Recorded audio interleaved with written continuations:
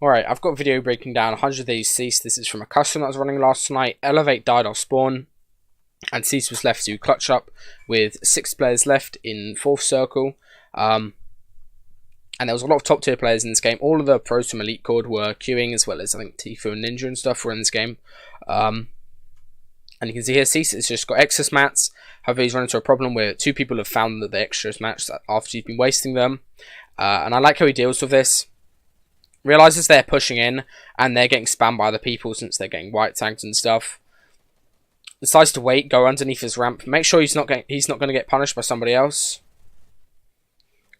Other player gets knocked and thirsted immediately, and he actually sacrifices his health just to grab the guy's mats. Since he wasted so many mats building in this path earlier that he wasted, since he had more mats on the floor, he's built this path here for himself, and he can get in cleanly. Alright. Right now he's just going to campfire and mini up, and you can see where the zone goes into Loot Lake, and Elevate gives a really nice call in a second after Ceice jump pads. Just go wait a second. And also its customs to the servers are pretty bad, where he gets this thing where his cone gets broken in a second.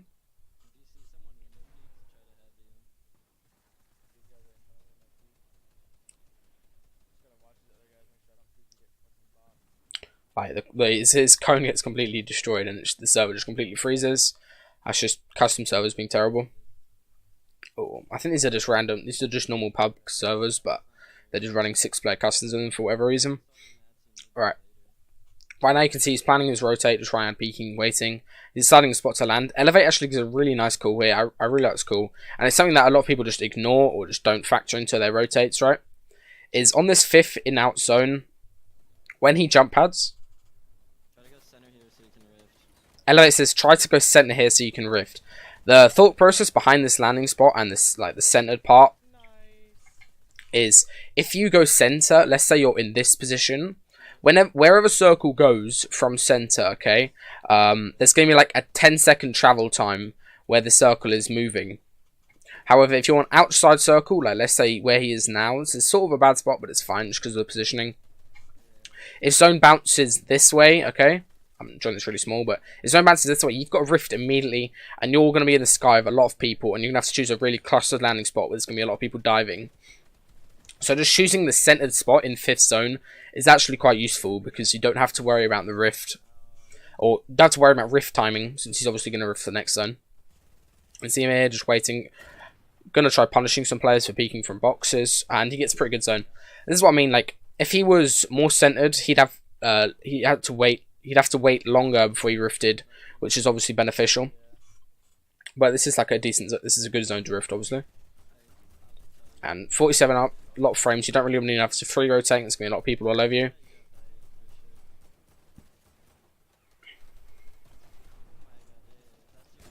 Still looking for people to punish, but doesn't really get an opportunity to with the heavy sniper. And he rifts now. Ends up taking some people with him, which is fine. And he's got a decently timed rift, so there's not that many people in the sky. There probably will be, as all these people are going to rift. Right now you can hear Elevate say, you can still go mid and use those old builds, which is exactly what he does. Dives down nice and early so he can land first. Gets perfectly on Storm Edge. And builds in.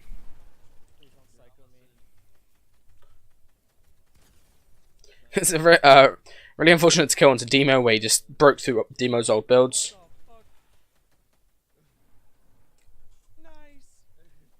And he's actually able to loot Demo, which is pretty significant because that gets him back to max mats almost. And you can start building in pathing on mid ground. He decides to go up a level. Obviously it's a bit laggy, so it's quite difficult. Now he's on this level, right, where you can see there's nobody on his left-hand side as he's coming forward.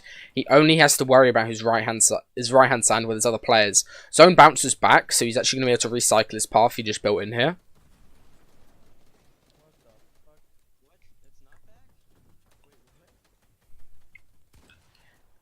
Follows forward. Again, he goes up a level. The reason he goes up a level because he doesn't have to deal directly with this green skin who's close to him. There's nobody on his right-hand side. Keeping on the edge of zone is extremely important because then you only have to deal with building on one side on your level. As well as having good leveling in general, which Ceice and Elevate really always do. Especially with Elevate communicating about his levels and stuff. Alright, right now there's a player directly above him and below him. And you can see here, he goes further to the right. Makes a mistake by going over this guy and gets double-headed in. And just decides to leave it, hugging right-hand side of Stormwall. Again, hugging right-hand side of Stormwall. Gets in, and he's got pretty much this entire space to himself where he can just recycle his path. And I think it's a good comm to watch the guys fighting edge. And zone bounces back again. Obviously, the zone's bouncing back when you've already got a pre-built path on this specific level. Allows him to save a lot of mats. Whereas if he was to be dropping down levels and going up levels, make it a lot more awkward to do. Alright. Right now, this is where it becomes a problem, okay? You can tell a player is just built in here, and there was also a player over here. So this is like a bad level to be on. The concept like Elevate talks about a lot is the leveling, where you need to be on a level 2 yourself. So this is what Ceice does. He gets extremely low from one player because he came from an unexpected angle. And he has risen up a level here, where he's isolated. And again, hugging left-hand side. Going up to here. And he drops down and regroups. Right now, his level here, as you can hear Elevate says, is actually pretty good because he's the only one on it on this side, as well as everybody else is either above or below on the other hand side of the zone. Alright, and now he's just campfiring, waiting. The zone bounces back again in his favour, so we can recycle his path once more, and he gets a big tag onto column frags and is able to take him out with P90 just through turbo build. Commits to the full spray in the second guy and gets a big tag. I like this decision. As soon as he gets the big tag, he knows the other guy is not going to re-peek him off getting hit for 100. So he turns away and grabs the extra stuff in Storm and builds in a path there.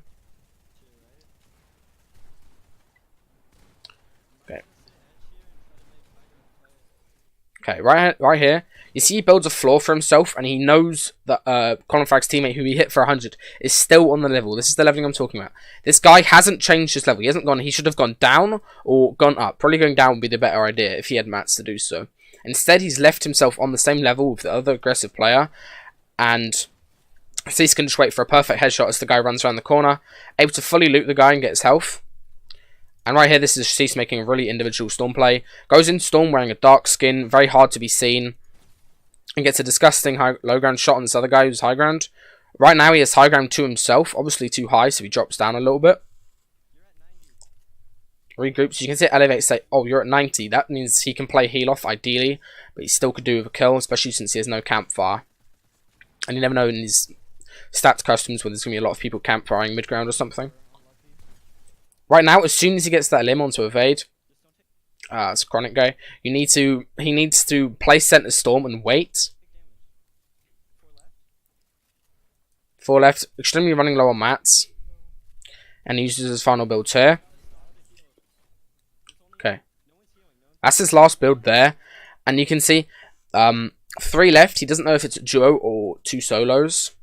So what he does is he drops down, glider redeploys, and then swings right on the glider redeploy.